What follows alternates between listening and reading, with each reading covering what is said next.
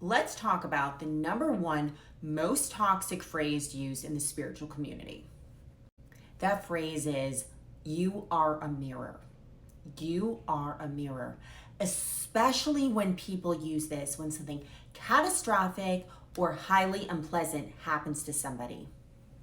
Why is that phrase, you are a mirror, toxic, especially when applied to somebody who just went through a very difficult situation? Okay, so in life, yes, the law of attraction is real. When we are calm, when we are in divine alignment, when we are happy, when we are centered, then we usually attract positive, like-minded people and situations into our lives.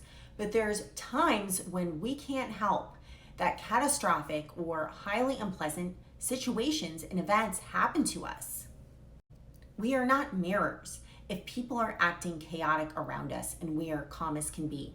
I'll give you an example. I used to teach special education, and we had this technique called de-escalation. Basically, it means when you're working around children, especially children who have emotional disturbances, you don't go ahead and provoke them into acting out, right? You are calm, you ignore certain things that they say and do, and you tend to accommodate their behaviors because they have a disability. So this one time in my classroom, and I hardly ever had any kind of violent incidents in my classroom, but there was this kid that I had a great relationship with, and I graded his paper less than stellar. And he got up and he charged towards me. All 200 pounds, 6'2" of him charged at me. Was I a mirror to that situation when I was calm, when I was just teaching the class, when I wasn't focused on him or even provoked him? Absolutely not. I was not a mirror to that situation. We have to use our intelligence. We have to infuse our common sense and our intellect with spirituality. We are not responsible for how other people treat us entirely. There's going to be things that are going to happen to you in life that are very unfortunate, that have nothing to do with your vibrations. You can get sick, somebody around you can pass away, you can get aid, and that has nothing to do with how you are putting yourself out there. It's incredibly toxic and creating toxic shame and actually triggering people into psychosis when spiritual teachers and healers and actually anybody in the spiritual community touts this line, you are a mirror to somebody who's going through something awful.